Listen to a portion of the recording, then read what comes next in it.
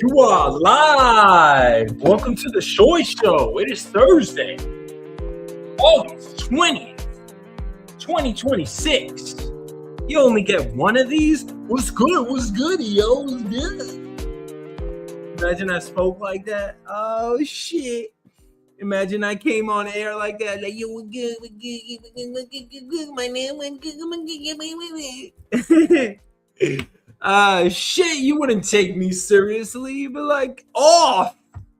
I don't even think you'd swipe. Whatever's most effortless, right?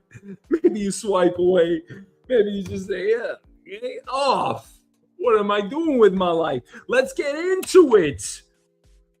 America is borrowing money to buy its own debt.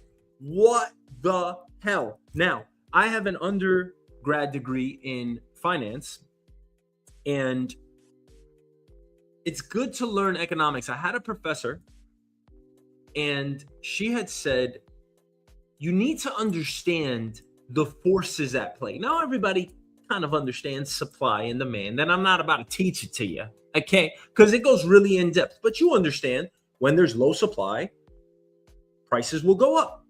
And when there's high supply, prices tend to go down, right? Supply and demand, right? When there's a lot of demand, prices will go up. When there's lower demand, prices tend to go down, right? And that makes sense because that relationship, people want to get rid of their goods on the supplier side.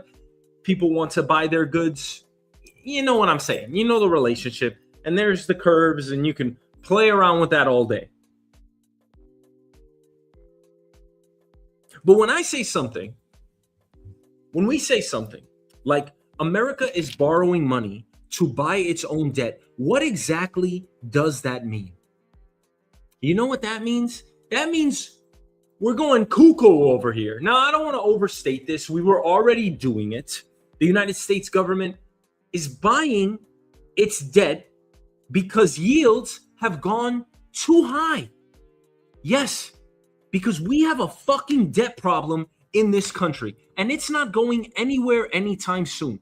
Look at these yields. This is why you won't buy a house. This is why you can't afford many things, because credit markets are just too high. Now, historically, they're not that high, but they're high relatively for our period of time. We're used to 5% interest rates at most in the last 25 years. And right now, the US 10-year is ticking around 4.7%.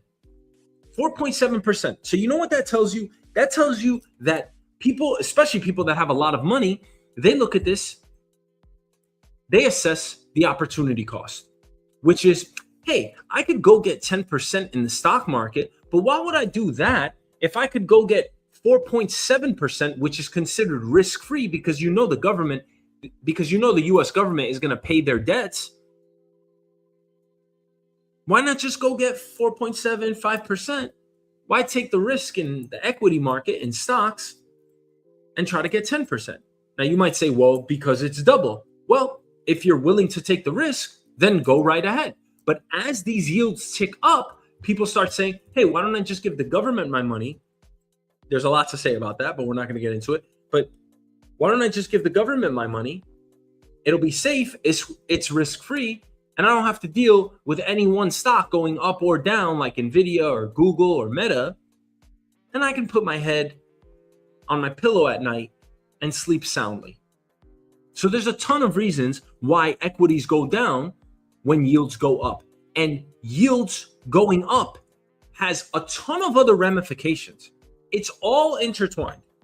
Right now, the US government, for every dollar we take in, we are paying 20% back only on interest. That is more than our national defense budget. So for every dollar the United States is taking in, we have to pay back 20% of that just on our interest. That's how bad interest rates are in this country. And that's how much debt we have, oh, by the way. Now, the US Treasury has been purchasing up to $2 billion of older long-term government bonds in each operation. They do this usually on a monthly basis. And yesterday it raised that to at least $4 billion. And today Treasury Secretary Scott Bessent said the purchases could eventually exceed $4 billion. Now, why would they do that? Let's try to explain this. The government needs money. It sells treasury bonds to investors, right? That's how we fund projects. When we have a deficit every year, they talk about the deficit. We have to balance the budget. When we overspend, then what we bring in, we need to make that up by issuing debt. So let's say we wanted to just, I don't know, spend $5 trillion on new roads in this country. Where do you think that money is going to come from? We're going to have to issue bonds. Who usually buys those bonds? U.S. institutional investors like your BlackRock, your KKRs, your Blackstone. But then you're going to have other governments like Japan, China, Australia, and they're going to buy our bonds because they know that we won't default. We'll just print more money. Printing more money isn't necessarily good because it will raise inflation, of course, but you see how it all mixes in. So when the government needs money, they sell treasury bonds to investors. That's what these bonds are, right? These bonds that you see up here, the US 10-year. These are the bonds. They sell US 1-month bonds, 2-month bonds. Let's make this bigger. But what you really want to pay attention to, what you really want to pay attention to are the 2-year, 10-year, 30-year. Those are the three that you want to pay attention to. Now, the government needs money. It sells treasury bonds to investors. Those investors give the government cash. Yeah, okay. You're going to give me a bond that pays 5% every year for the next 30 years? All right, cool. I don't have to worry about anything. The US government isn't going to get into any trouble, right? Right? Maybe. But usually, they're going to pay their debts. Not usually, all the time. We've never defaulted on our government bonds. So, we give them the cash to fund bridges, tunnels, roads, whatever, AI data centers, or whatever else they need, and the government promises to repay them later. That's how bonds work with interest. At the end of the 30 years, they'll give me my money back. So if I gave them $10,000 upfront today, they're going to give me 5% interest every single year for 30 years. End of 30 years, they're going to give me my principal back in the form of $10,000. Now, many of the older bonds have fallen in value because the newer bonds today pay higher interest rates. That's just because that's the dynamic of the market, it going up and down. And investors have also been selling long-term government debt because they are worried about inflation. So when you sell these bonds, bond prices go up. When you buy the bonds, yields go down. There's an inverse relationship. Don't worry yourself about it. It's annoying.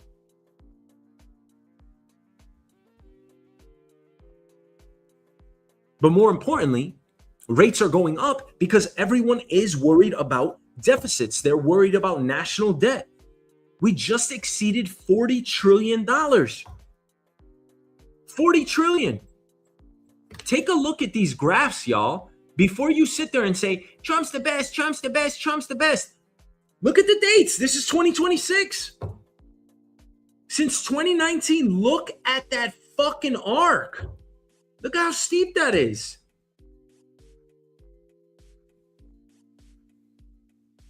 I mean, we are just spending like we don't give a shit.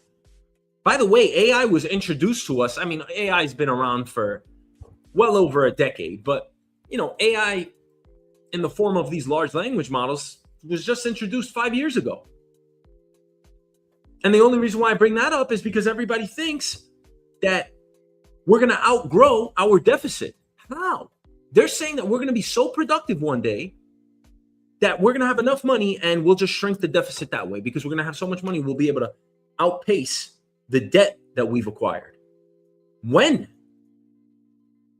I mean, you've got to be a bit more prudent here, right? As our leaders in the United States, look at these numbers. You want to see another chart? Yeah, but Shoy. Yeah, Shoy. Show us another chart. All right. I'm pulling it up. It's right here. Check this out. Because you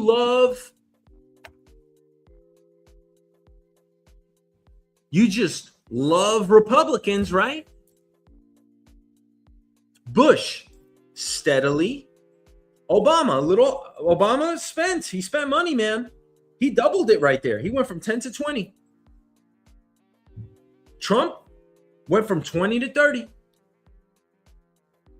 Biden, not necessarily, but he got up there. midway. And now we're at $40 trillion.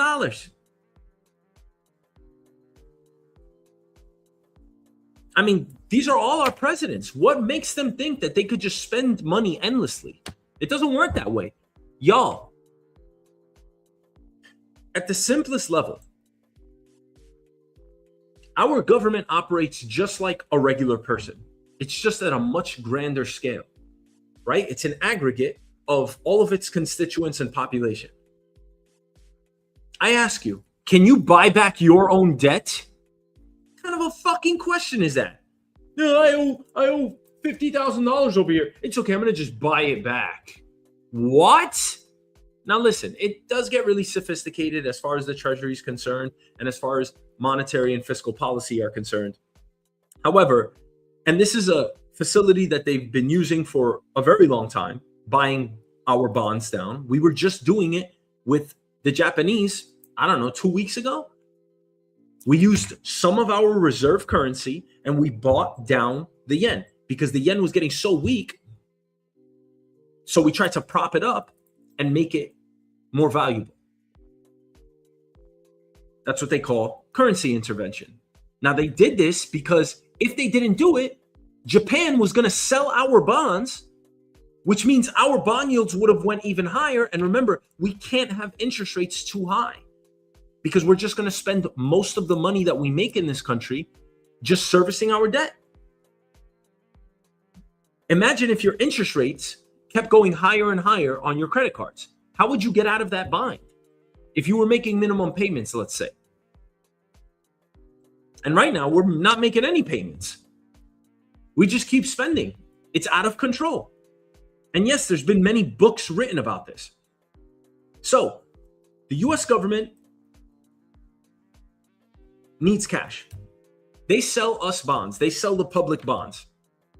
Those investors give the government cash, and the government promises to repay them later with interest.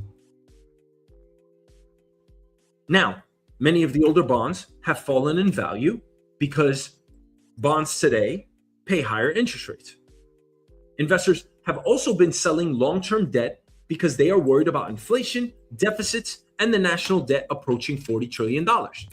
That selling pushed the 30-year Treasury yield to approximately 5.34%, its highest level since 2007.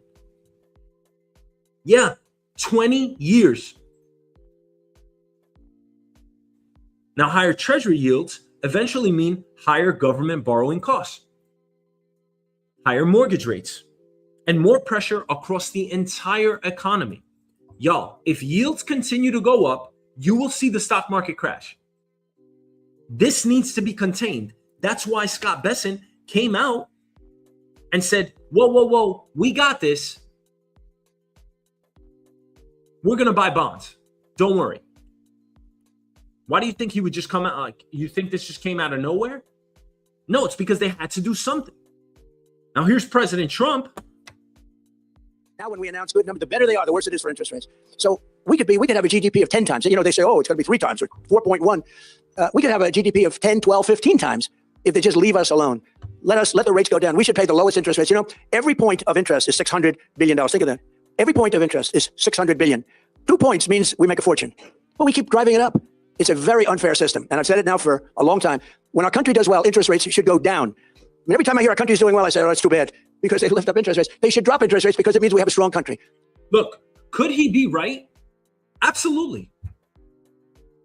Could Elon Musk, Jeff Bezos, all the rich people, including Trump, could they be right in saying that we might outpace, like our growth could outpace our debt issuance? Maybe. But look at where it is.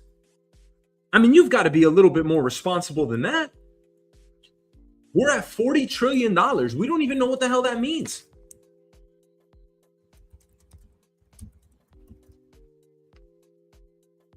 Our US debt to GDP ratio, that's comparing our total government debt to our gross domestic product, what we produce as a country in the form of goods and services, is 125%.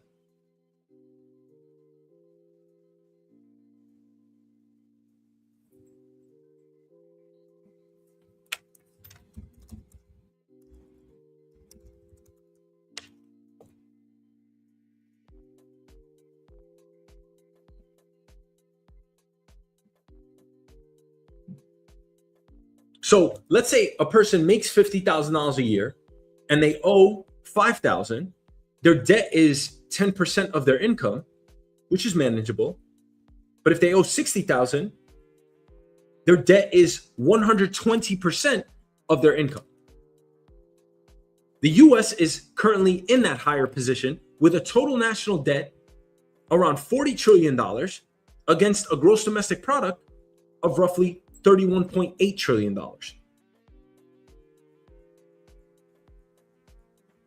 So we're around the 125% level. And it depends.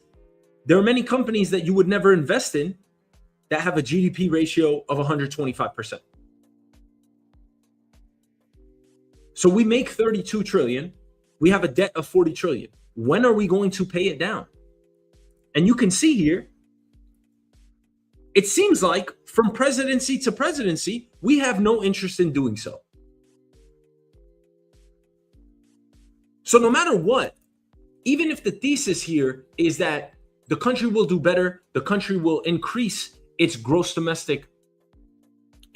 GDP growth rate, I can agree with that, but you got to do something to manage this. So again, higher treasury yields eventually mean higher government borrowing costs. It puts the economy in flux. So the treasury steps in and says, we'll buy some of those older bonds back from you.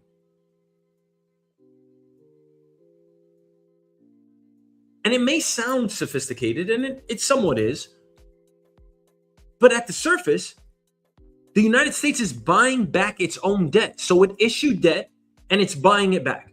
So imagine that I owe Bank of America $50,000. Bank of America no longer wants to hold that loan. So the value of my debt starts falling, and the interest rate lenders demand from me starts rising.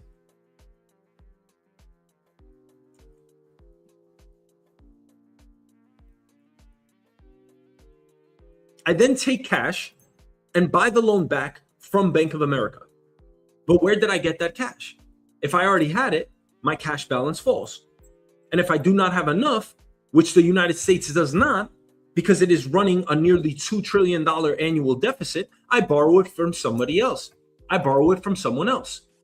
Maybe I borrow $50,000 from Chase, use that money to buy back the Bank of America loan, and tell everyone I am managing my debt.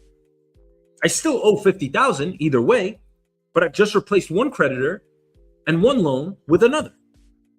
That is essentially what the Treasury is doing. It can use cash currently sitting in its account at the Federal Reserve, but that account is replenished through taxes and additional borrowing, which we don't have enough of.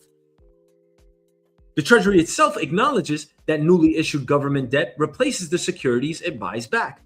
So we are borrowing new money to buy our old debt. Sounds circular? It does to me. Technically, this particular transaction is not the Federal Reserve printing new dollars. Technically, it's not us printing money. The Treasury cannot create money the way the Fed can, the Federal Reserve, that is.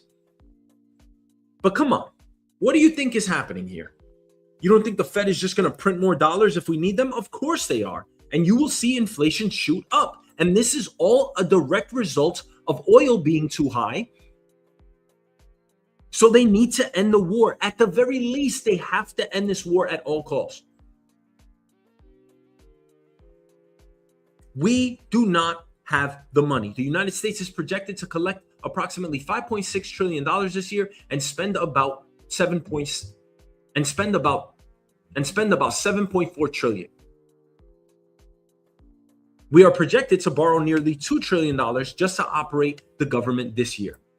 Interest alone is expected to exceed $1 trillion, approximately 19 cents of every dollar the federal government collects, and more than we spend on national defense. So when somebody says Treasury is simply using its existing cash, That leaves out where the existing cash came from and how it will be replaced. We're not stupid.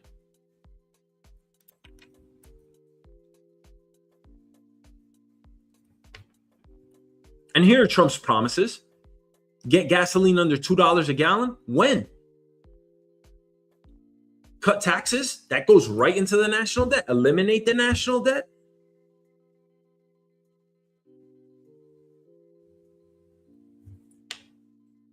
I mean, we got to hold them accountable. Check this out. This is July alone, y'all. July. We start from zero. The public debt is $39.389 trillion.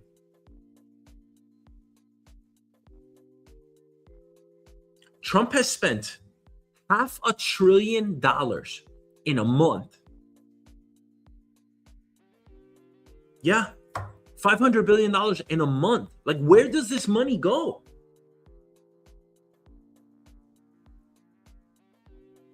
And again, you may not be worried about this because you're like, yeah, whatever, who cares, right? And I'm with you. Like, I agree with you, right? I'm not, I don't want to sound alarmist here. But where's this money going? Spending $50 billion on the war. We need to replenish our weapons. And look at where yields are going. They are doing nothing else but climbing. They cannot contain this. They have to get oil down.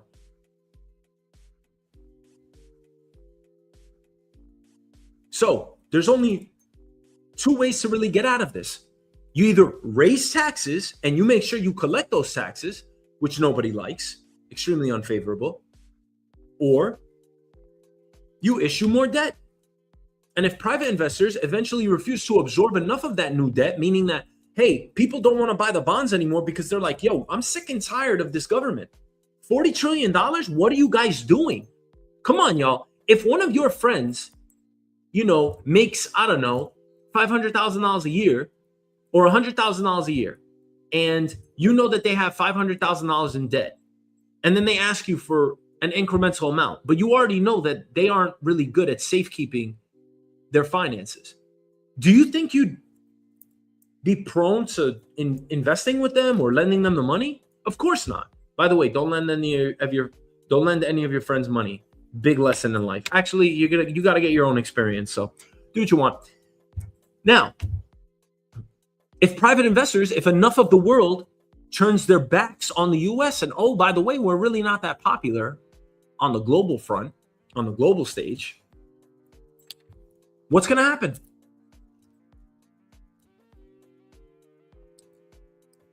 Because right now they are demanding punishing interest rates. So what's left? Who remains? The Federal Reserve. That's when the Fed can create new bank reserves and purchase government bonds, the process people commonly call printing money. Because if no one's buying our debt, the Federal Reserve, that's exactly what they're there for. Monetary policy and the management of it.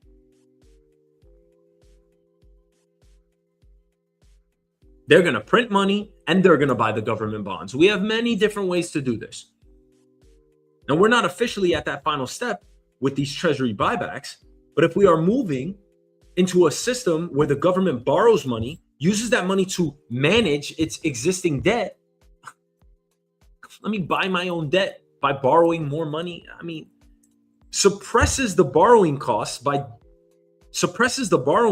being demanded by the market and potentially leaves the Federal Reserve as the ultimate buyer if private demand becomes insufficient. I mean, look at the market's reaction. You know what the market said after Scott Bessent made this announcement? Hey, we're going to use our cash, the limited cash that we have, to buy back our debt, to buy back US debt. Imagine you're buying your own debt. You borrow money from someone to buy back your debt. I mean, are you kidding me? How does that not scream alarm? You know what the stock market reaction was? Down. We don't care. We're not buying your bonds. Interest rates still going up. Why? Because no one has faith in the US government right now. Not enough people do. the Treasury announced larger buybacks, long-term bond prices immediately rose, and yields fell. Stocks, gold, and cryptocurrency rallied. Stocks rallied for a short while. Gold and cryptocurrency rallied while the dollar weakened. Then within a day, it all reversed. Some of that bond market relief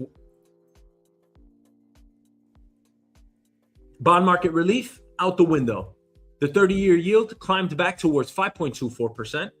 And that tells you that the intervention did not resolve the underlying problem. And now Scott Bessent is already saying the Treasury could go beyond $4 billion. So we're going to buy even more of our debt in a race to control interest rates, to contain them. But guess what? The bond market, the markets always tell the government what they need to hear. They are sending Washington a message. Investors want greater compensation for financing American debt. Now, I understand why the Treasury is reacting. You cannot allow the Treasury market, the foundation of the global financial system, to become disorderly. We can't just have interest rates fly up. But this is not debt reduction. Because right now, we have no way of doing that. We need more money. It's certainly not fiscal discipline. And it's not really a solution. This is patchwork. We are taking newly borrowed money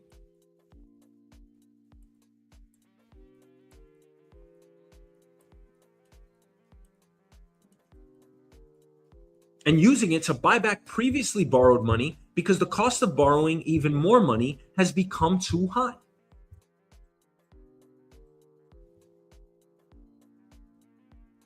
You can call it a buyback. You can call it liquidity support. You can call it lunacy.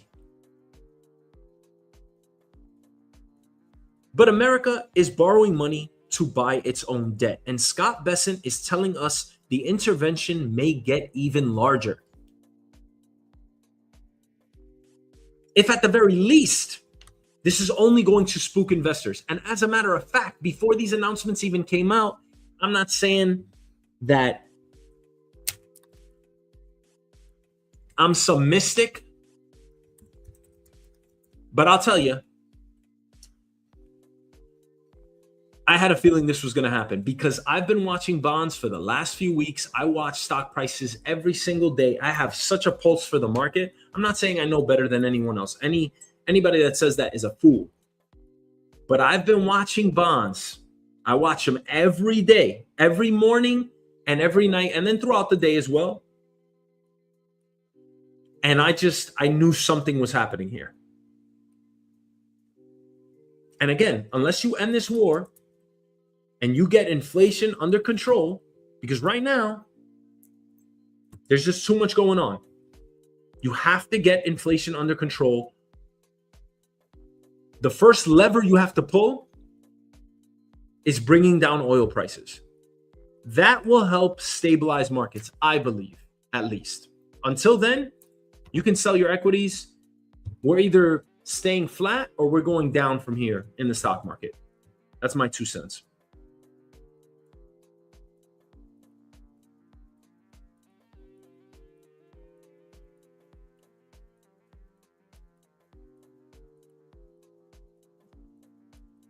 All right, let's get to it.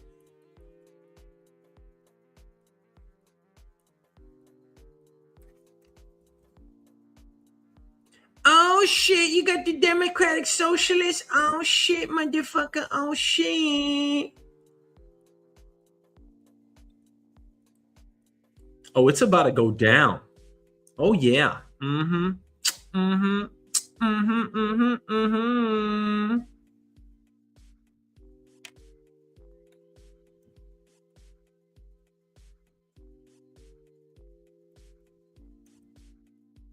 Next topic. Oh, this is a doozy.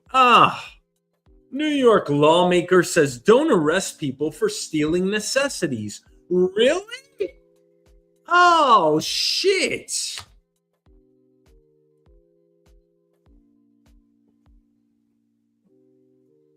most of what we solve are crimes of poverty. People who are stealing things like toothpaste, people who are stealing things like, soap. And that means if you're stealing those things, you need them.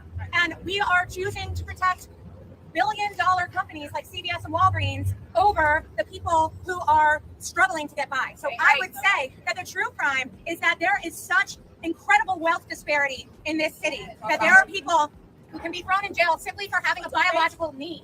And so one of the things that I'm fighting for at the state level is to make sure we pass things like treatment, not jail, and that we hold the line on the incredible criminal justice reforms that we have done over the last 10 and 20 years that are constantly being threatened by right-wing media who are looking to fearmonger about people who are actually just in absolute dire straits. Okay, let's break this down because this story just gets so wild. So, New York Assemblywoman Emily Gallagher, a member of the Democratic Socialists of America, says that people should not be arrested, much less jailed, for stealing basic necessities like soap and toothpaste. Yeah? In what world? Let's continue. She described many of these offenses as crimes of poverty. Her argument is that if somebody steals toothpaste or soap, that person probably needs it, and that our criminal justice system is choosing to protect billion-dollar corporations like CVS and Walgreens instead of people struggling to survive. Gallagher says the answer should be treatment and social services, not arrests and jail. Now, I understand part of that argument. I don't believe we should destroy somebody's entire future over one stupid mistake. If an 18, 19, or 20-year-old steals something once, I don't want that person to be immediately thrown into prison, branded for life, and locked out of the most important job market. Consider the societal and economic consequences of that. Somebody commits one petty offense, goes to prison, comes home with a criminal record, and now can only compete for a fraction of the jobs they could have gotten before. Now you might say, well, they should have thought of that first. Really? You've made no mistakes in your life? So I can understand that side of the argument.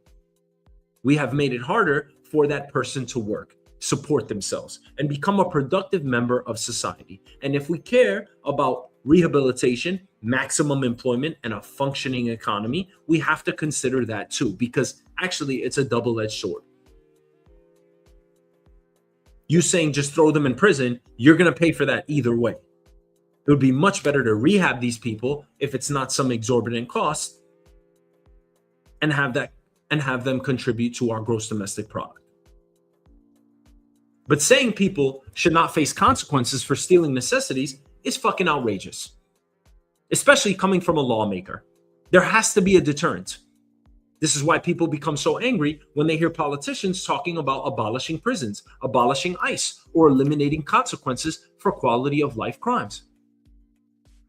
There may be legitimate arguments for reform underneath these positions, but politicians push the language to such an extreme that ordinary people immediately reject the entire idea because the overwhelming majority of us are honoring the social contract.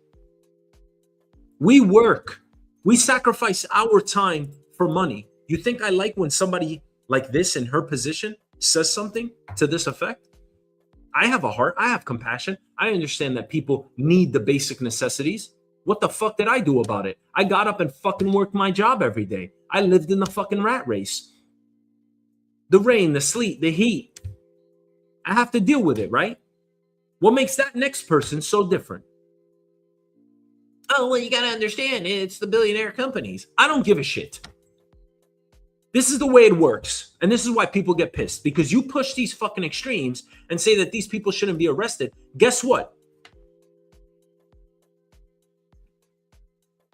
When you say these people shouldn't be arrested, we all suffer because of it. Because there are a lot of implications for these people not getting arrested.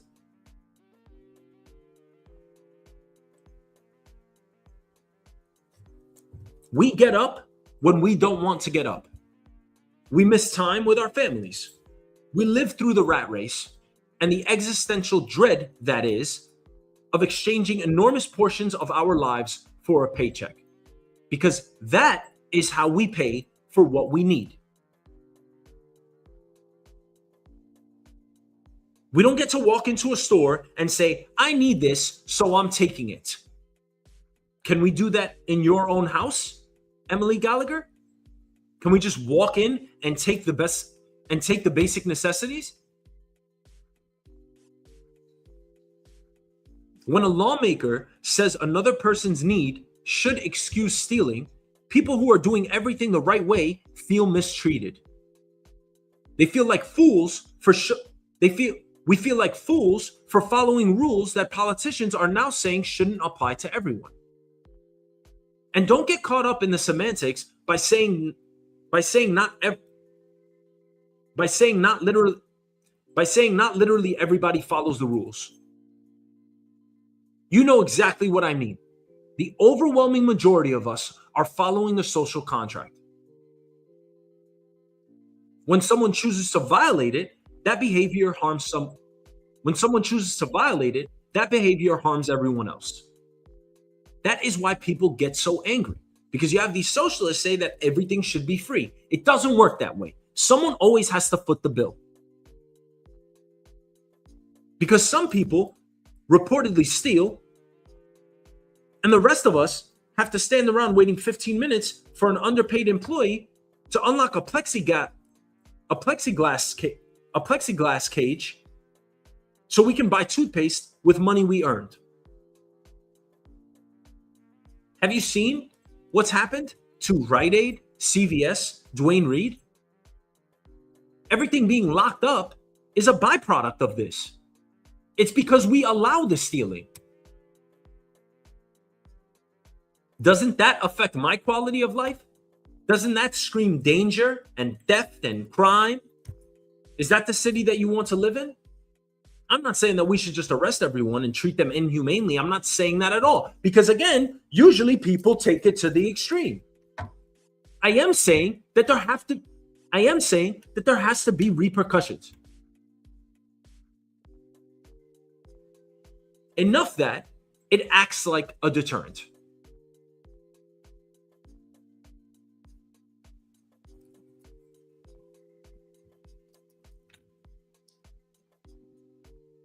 And what happens when you just allow stealing across the city? The stores become more expensive to operate. Products disappear from shelves. Employees and customers feel unsafe. Locations close, and the communities that need these businesses the most lose pharmacies, jobs, and basic services. Why? Because the minority, the small group of people that can't get with the fucking program have to make the rest of us suffer? Is that fair? Again, I'm all for leniency. I'm all for having compassion on these individuals. I don't want to lock them up and throw away the key, but there has to be a fucking deterrent. New York City lost approximately 45% of its chain pharmacies between 2019 and 2025.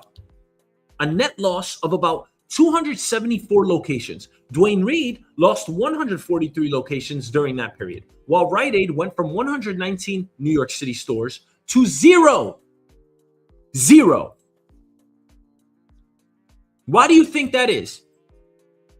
A, because there was an exorbitant amount of theft, and B, people said, hey, why the hell am I going to go have them unlock a cage so I could get fucking deodorant? I can't just look at this thing. I'm tired of this shit. Let me just buy it online.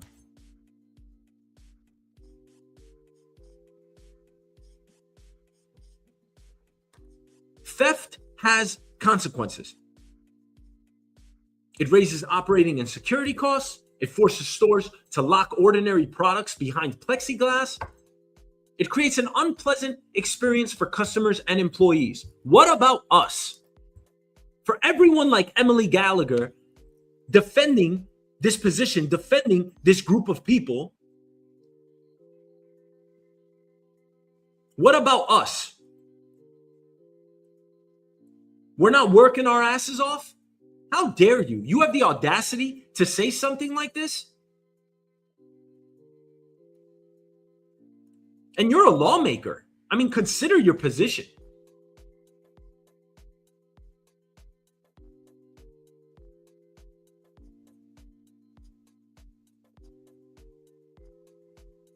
This is what Gallagher is ignoring. The cost of stealing doesn't disappear because CVS is $1 billion corporation, as if they just have enough money to sustain all of this theft. The cost gets transferred to the people following the rules. When a store closes, the corporations may survive, they may move elsewhere, but the neighborhood loses its pharmacy. And I want cheap cereal. Workers lose their jobs. Customers have to travel further for prescriptions and basic necessities. An elderly person who used to walk 2 blocks away may now need to take a bus or arrange transportation. The community is left with an empty storefront and fewer places to buy what it needs. In neighborhoods already struggling to attract businesses, enough closures can leave entire commercial blocks feeling abandoned. It isn't simply that one person stole X. It's that everyone else eventually loses Y because that person stole X. And I've personally watched this happen. I lived in the city for 2 years. 6th Street and 1st Avenue. There was a Dwayne Reed right around the block. One day I walked in there. I was in there all the time. The police station was 150 feet away. Sometimes there would be officers standing there. Guess what? That's our tax dollars. Do you know why they were stationed there? Because there was such a large amount of theft, they were trying to contain it and stop the store from closing. Eventually, it closed. One of the officers, I got so cool with the officers by always going in there. One of the officers I was talking to, he showed me a rap sheet. He couldn't wait. I got really friendly with them over time. He pulls up on his phone. One guy got arrested over 130 times for theft. Theft alone. It was in the fucking newspaper. The Daily News wrote about this shit. 130 times? 130 times? How is that person not terrorizing New York City? How is that person not a detriment to our society? I'm sorry. I don't mean to come down so hard on people. I don't want to fucking hurt people. Come on, man. I'm going to die and nothing else is going to matter. I want to treat people the right way. I want to treat people good. But you got to look at the implications here. And that's not only audacious. That's like, yo, what the fuck is our government doing? There's a lot of shit our government gets wrong. Our leaders get wrong. But what the fuck are we doing here? And yes, this is an extreme example, but is it? It really isn't, is what I'm saying. There were enough people stealing from all of these Rite Aids, from all of these pharmacies, that guess what? All of these major corporations said, okay, well, we're either gonna go out of business or we're gonna lock everything up. And even though they locked everything up, which makes for a much worse experience, which is going to make them lose sales anyway, right? Because most people don't want to go through that. Most people don't want to shop in a fucking prison.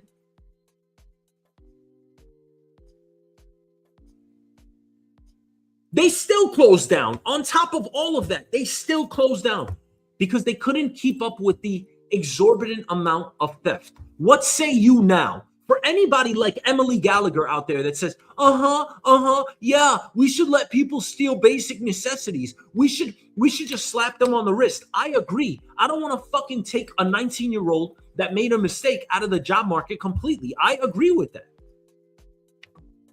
But for you to say that there shouldn't be any repercussions, for you to say that these people are stealing basic necessities, and I'm only putting Mamdani up because he's a socialist, right? He's part of the Democratic Socialists of America, which she represents. If people don't follow the rules, if enough people are doing this amount of harm in society, it affects everyone else. This is when people get mad. Because this is not good. If I'm the mayor of New York, if you're the mayor, put your mayor hat on now.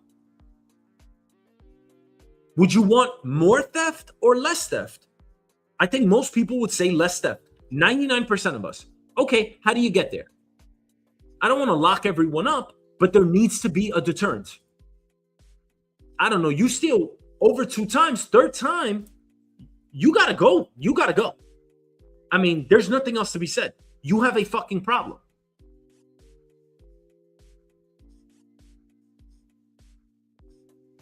In 2022 alone, just 327 repeat offenders were connected to approximately 30% of New York City's more than 22,000 retail theft arrests. Are you kidding me? 327 people accounted for 30% of the theft. In 2023, 542 repeat offenders accounted for 30% of the approximately 25,000 shoplifting arrests. Collectively, those individuals have been arrested more than 7,600 times. What are we talking about? Because that's the question that Gallagher's argument fails to answer. What happens after the third offense? What happens after the fifth? What happens when somebody has been arrested 50, 100, 130 times and continues doing the same thing?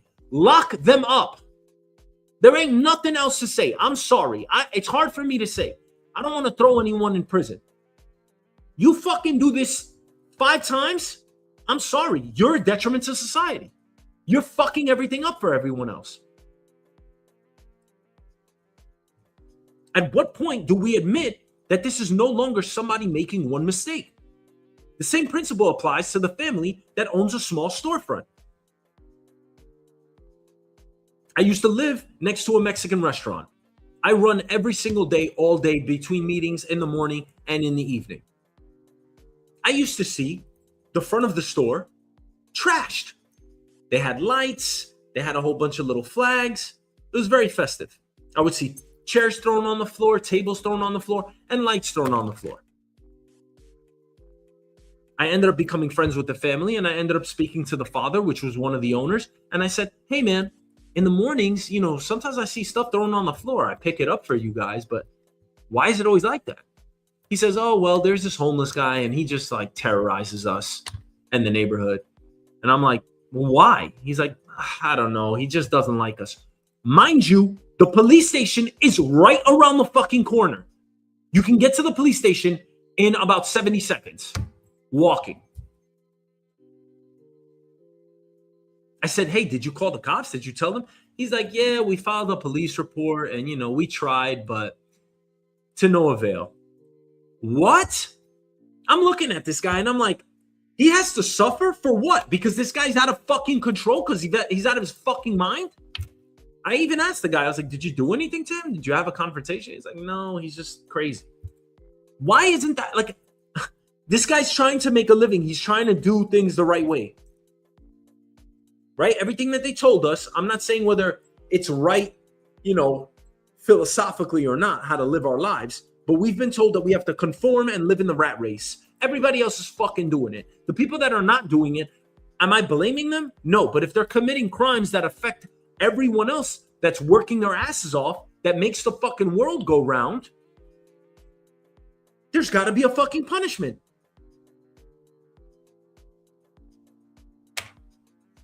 What, are we not going to care about a family like that that's just trying to survive? What about their employees? What about their customers? What about their property? Their feeling of safety counts. The years they invested in building that business count. You cannot tell a working family that the person repeatedly destroying their property deserves unlimited compassion while they are expected to absorb the cost. This man had to clean up the mess daily.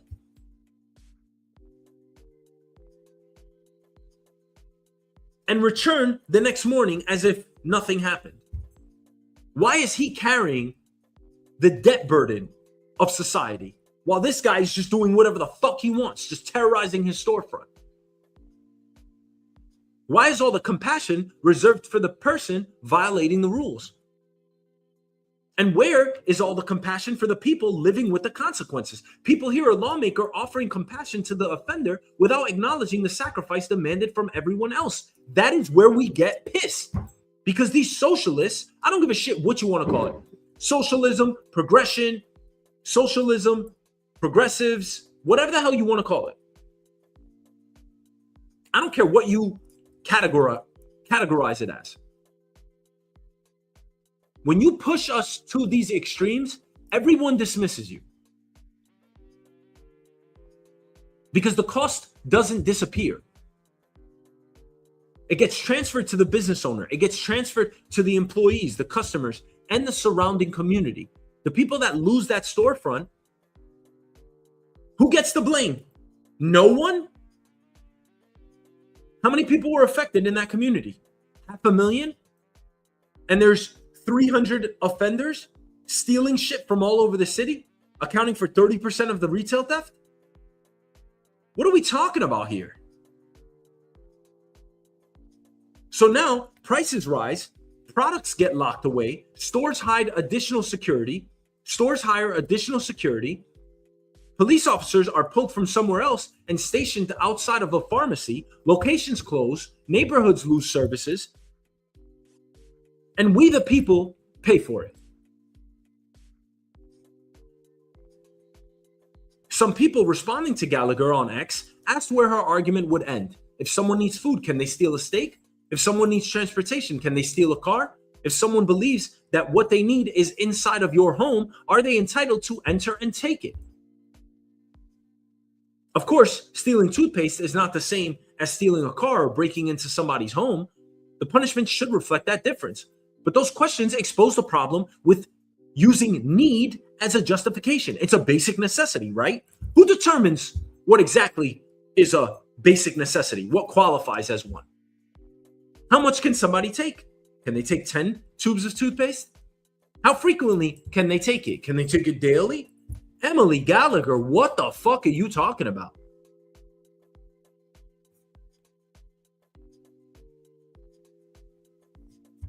When does personal need stop overriding somebody else's property and safety? We have to have rules, and we do have them. And there are two dangerous extremes here. One extreme says every crime should bring the harshest possible punishment. If we follow that logic far enough, we could become a society that cuts off people's hands for stealing. Do we want that? I don't think so. I'm obviously not saying that America is going to do that. I'm saying that punishment can also be taken to an inhumane extreme. The other extreme says poverty, addiction, mental illness, or biological need should excuse the crime entirely. Neither one works. The response should be compassionate, proportional, and escalating.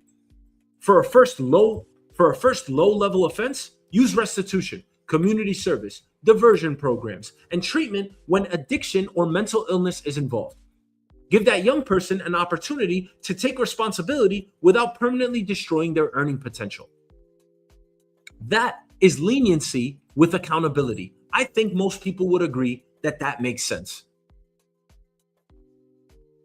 We don't want to destroy someone's life. But if it happens 3, 4, 5 times, the response has to be more serious. If somebody has received multiple opportunities,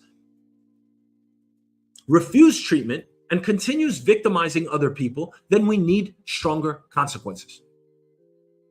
And if someone has been arrested dozens or more than 100 times and continues terrorizing businesses and neighborhoods, I'm sorry, but incarceration is the only way.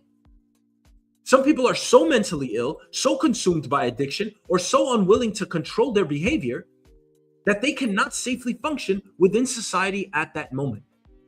We have to remove them. We should still treat them humanely and provide treatment, but we cannot allow them to repeatedly harm everyone else. And New York's latest numbers show that enforcement can work. Through the first 7 months of 2026, reported retail theft in New York City fell about 15% compared with the same period last year. Roughly 31,400 incidents to about 26,600.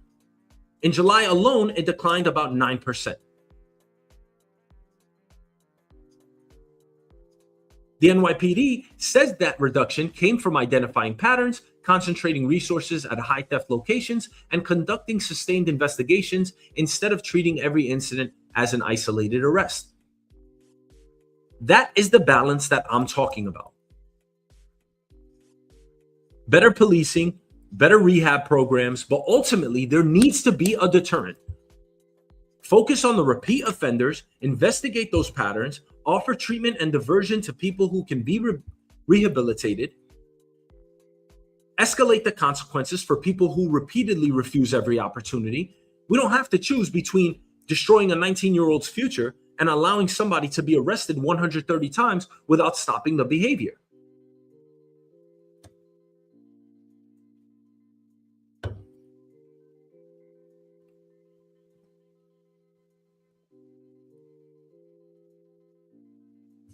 That's why abolish prisons will never become a persuasive message to most Americans. We absolutely need prison reform.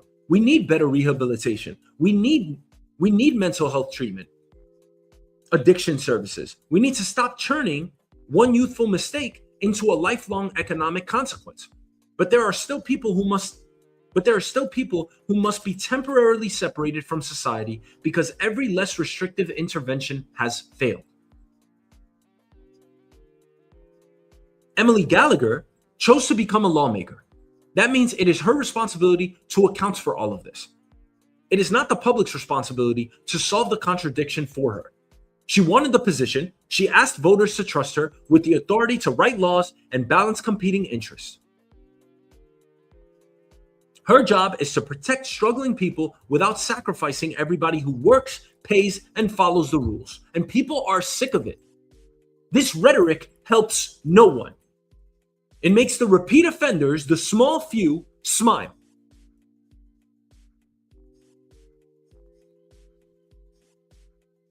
She has to account both for the 19-year-old who deserves another chance. She also has to account for the employee afraid to confront a shoplifter, the family watching its storefront get destroyed, the customer paying higher prices, and the neighborhood that loses its pharmacy. That balance is the job. You cannot simply announce that stealing necessities should not lead to an arrest and then leave everybody else to absorb the consequences. We are sick and tired of hearing that, and we do not agree, overwhelmingly. Compassion should affect the punishment, but it should not erase the rule. Help the person who made one mistake. Rehabilitate the person who can be rehabilitated. Treat addiction and mental illness. And protect people's ability to work after they have served their punishment. But when somebody repeatedly refuses every opportunity and continues harming the community, consequences must escalate. Because a society cannot function if following the rules is treated like a burden for responsible people, while violating them is repeatedly excused. That isn't fairness. That isn't compassion. Eventually, it becomes permission. And ultimately, that is not how you have a functioning city. Get your shit together, because I'm tired of it. And most people are. You want to push to extremes for what exactly? Just so that we can hear it? The way I hear it, when we hear the spectrum of Republicans going super right or Democrats going super left, I feel like they just say it just to say it, so we know that possibility may exist. And then we try to find a happy medium. That's kind of what Trump does, right? He asks for the moon in negotiations, but then he dwindles it down to something where both parties are happy with the agreement. He's written books about it. It seems like the socialists, it seems like the progressives want to take it to the extreme over here. You can steal basic necessities? What kind of fucking rhetoric is that? What kind of language is that for a New York lawmaker to use? What the fuck does that tell the public? You think I'm happy hearing about that? I'm actually not so upset, contrary to how I'm projecting right now. But when you really think about it, how does that help society? Actually, the first thing I thought about when I saw this video and I read the report was, wow, people are going to be up in arms about this. And they are, because this doesn't make sense. And you are trying to satisfy a very small group of people, which are repeat offenders, the thieves, and you're compromising millions of New Yorkers. And oh, by the way, if this is her disposition, you have to assume that there are many others like her across the country. You need to bring forth a better policy. This shit makes no sense. There isn't anyone that's going to fucking agree with you. Yes, better rehab, better programs, but to say that these people can steal, what kind of message is that? And we just went through all the damn reasons. Do your fucking job.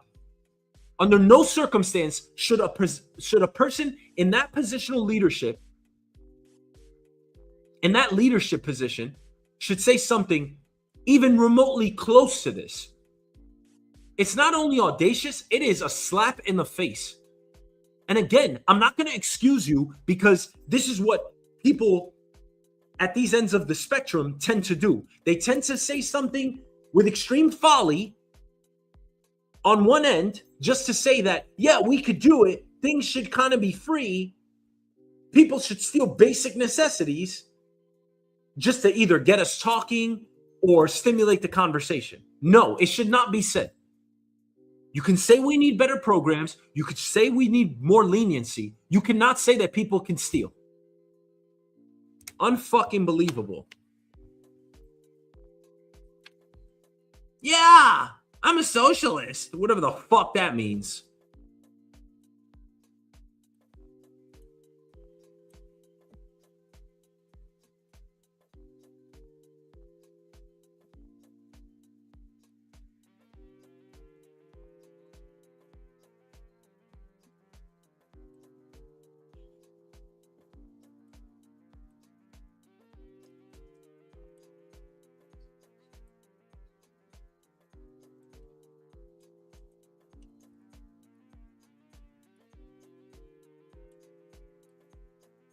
Meta.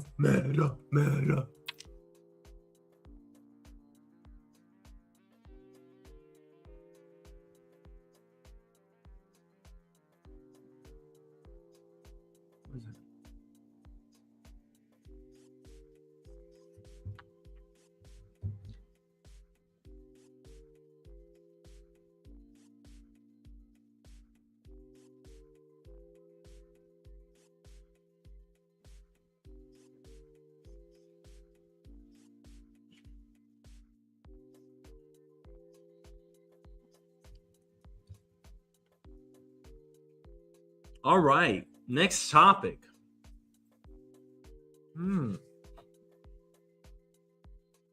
Meta. Meta is accused of hiding the truth about child safety.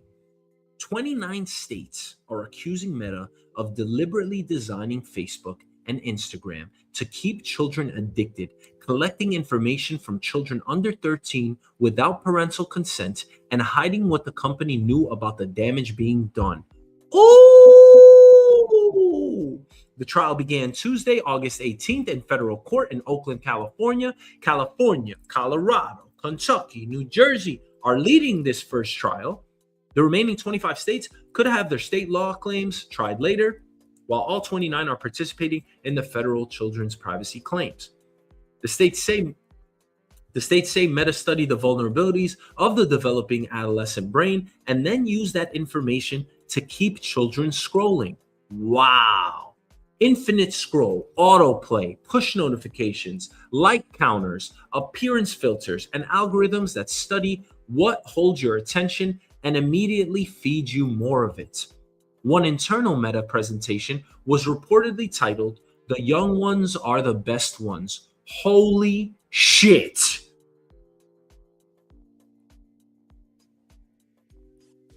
About 3 hours ago, opening statements began in what is being called the largest consumer protection lawsuit in American history. A coalition of 29 states, led by California, say the company behind Facebook and Instagram deliberately designed its products to keep children hooked while misleading parents and the public about the risks. The states accuse Meta of using addictive features like infinite scrolling, personalized recommendations, and constant notifications to keep young users coming back, even as the company knew about the potential for serious harm, including anxiety, depression, and sleep problems. Outside court today, a group of advocates and parents unveiled a banner with the names of nearly 400 children they say died from social media-related harm. Mary Rohde says her 15-year-old son Riley took his own life after meeting a child predator on Facebook. Damn!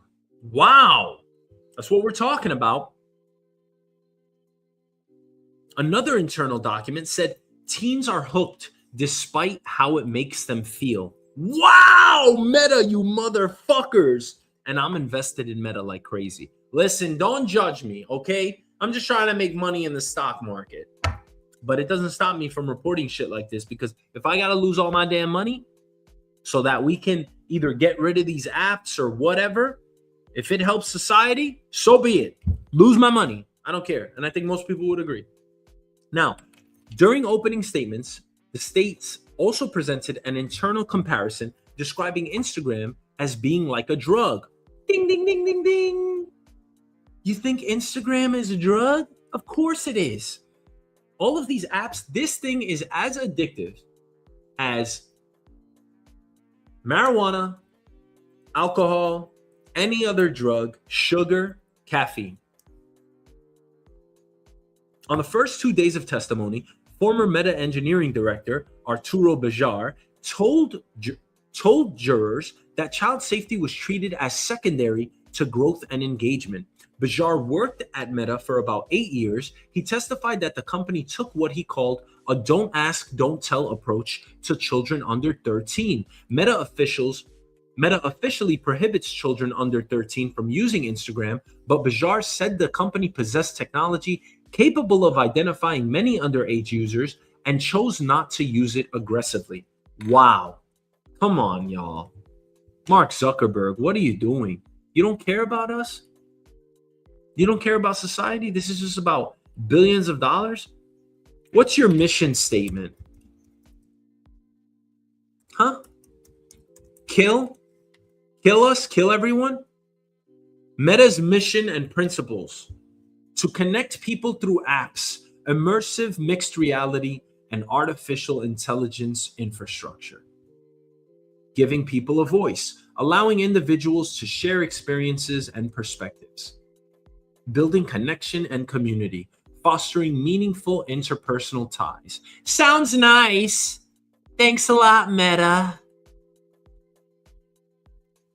Why are you going after 13-year-olds? Wow, the young ones are the best ones? Teens are hooked despite how it makes them feel? Wow, this is what you guys say in Meta? You sons of bitches. Now, why would Meta do this? According to Bejar's testimony, removing those users would reduce engagement. And if people leave the platform, Meta cannot make money from advertising. Bejar also attacked Meta's safety features. He said tools like quiet mode and take a break were designed to fail because teenagers must choose to activate them. He compared them to making drivers manually turn on their airbags every time they enter a car. Most people aren't going to do it. He also called infinite scroll, autoplay, and visible like counters inherently unsafe for teenagers. Bejar also testified that Mark Zuckerberg created a corporate culture in which major safety changes frequently required Zuckerberg's involvement and growth repeatedly won. Meta is challenging Bejar's credibility and disputing his conclusions.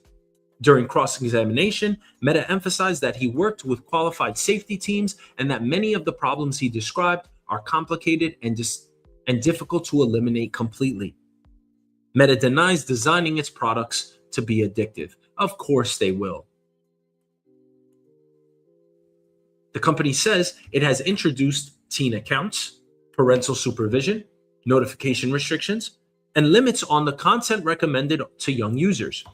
It says the states are taking internal communications out of context and have not proven that Facebook or Instagram caused the mental health conditions being discussed. But damn, I mean, seriously, how many times has Meta been sued?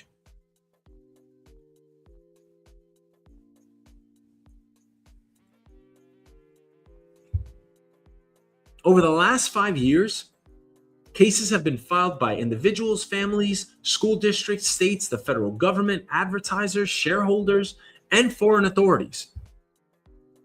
It's literally thousands of lawsuits in the last 5 years. As of June 2026, the best information I could find was that approximately 2,600 social media addiction lawsuits were pending in one federal multi-district proceeding alone. Those cases name various combinations of Meta, TikTok, Snapchat, and YouTube, but Meta is one of the primary defendants. Separate from that federal group, approximately 1,200 school districts have sued social media companies, including Meta, alleging that addictive platforms created a youth mental health crisis that schools are now being forced to manage. Of course, schools are dealing with this. More than 40 state attorneys general have also pursued claims involving Meta and youth safety. California has another coordinated state proceeding involved involving roughly 1,600 plaintiffs, and none of those numbers include every privacy, advertising, biometric data, antitrust, or international regulatory case Meta has faced.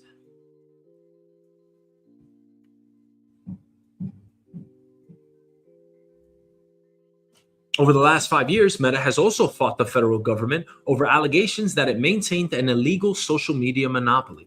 It agreed to pay $725 million to resolve privacy claims connected to the Cambridge Analytica scandal. In 2024, it agreed to pay Texas $1.4 billion over allegations that Facebook collected biometric data without proper consent. Now it is facing thousands of youth harm claims.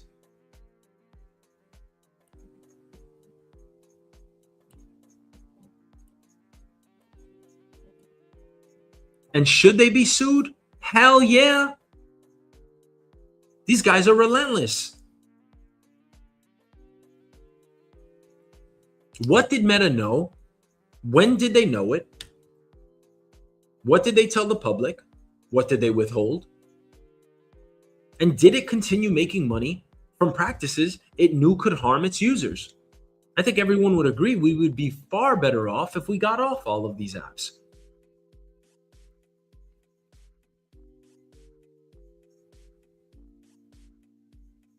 In March 2026, a Los Angeles jury found Meta and YouTube negligent after a young woman said compulsive use contributed to her depression and suicidal thoughts. The companies were ordered to pay a combined $6 million.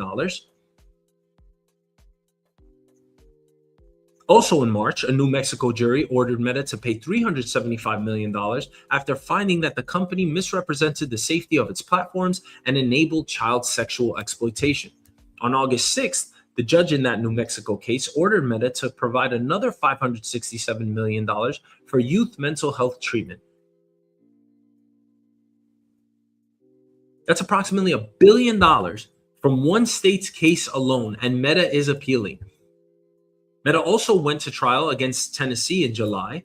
Now it is facing a bipartisan coalition of 29 states. Mark Zuckerberg and Instagram head Adam Mosseri are expected to testify during this trial, which could last about 6 weeks. And all the meanwhile, social media is killing us. Maybe it isn't legally classified as a drug. Maybe social media addiction isn't universally recognized as its own clinical diagnosis, but functionally, we all know it behaves like a drug. I mean, if it walks like a drug and talks like a drug, it's probably a drug. All of these likes, notifications, comments, unpredictable new video, this activates the brain reward system, right? Dopamine release, and it reinforces the behavior that produces the reward. You check once, nothing interesting. You check again, nothing. Then you get the perfect video, a flattering comment, or a burst of attention. They know exactly how to keep us hooked. The unpredictability train keeps you coming back, similar to the variable reward used by slot machines. So who do we blame here? Do we blame the user or do we blame the company? They're making it available. If Meta doesn't exist, we probably have better lives. And that's not just Meta. Meta, YouTube, TikTok.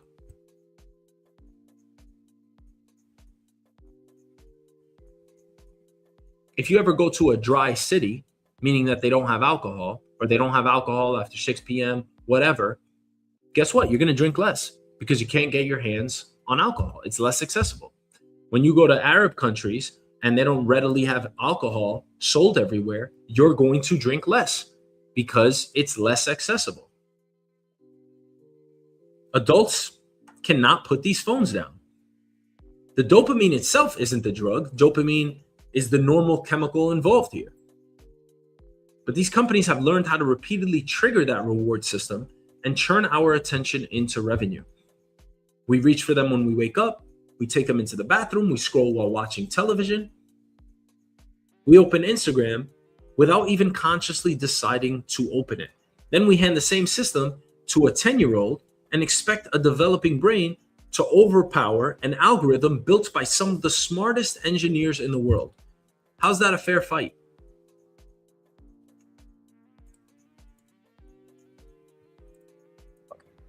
Meta and others have built empires on exploitation, and they hide behind outdated laws while families like mine live with the heart-wrenching consequences.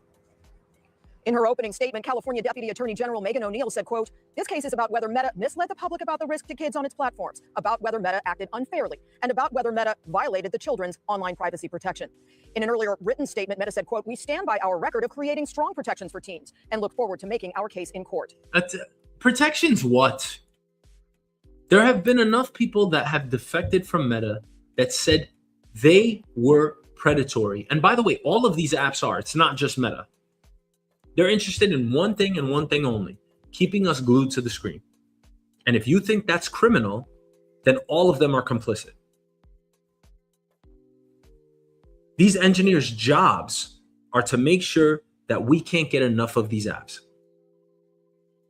Now, the states aren't only seeking money. They want changes to the actual products, stronger age restrictions, limits on infinite scroll, and other compulsive features. They want removal of improperly collected children's data and recommendation systems that consider children's well-being instead of exclusively maximizing engagement. We should all be happy that our government is finally doing something about this.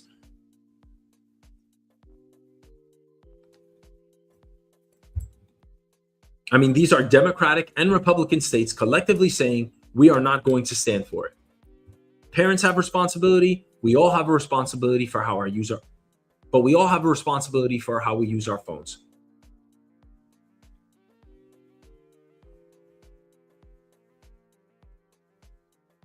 However, parental responsibility cannot become a blanket excuse for a multi-billion-dollar company to engineer a product around defeating our self-control, and then blame children for failing to control themselves. I use Meta, I post on Instagram, Facebook. Millions of businesses and creators depend on these platforms. But can we live without Meta? If the honest answer is no, that should frighten us. No private company should become so deeply embedded in our relationships, businesses, news, politics, and identities that we become afraid to hold it accountable. The courts still have to decide whether these states have proven these allegations. Meta deserves its defense, but when a company has been sued by individuals, families, school districts, dozens of states, and the federal government, and we keep hearing the same accusations about hidden research, addictive design, and profit being placed ahead of safety, we cannot dismiss every case as another misunderstanding. If Meta knew children were being harmed, concealed that information, and continued using the same features to keep them scrolling, another financial penalty is not enough. The product has to change. And this will set precedent. If they're found guilty, everyone else is going to have to fall in line. We're talking about all the apps in total. Let me know your thoughts. Thank you for watching. See you next time.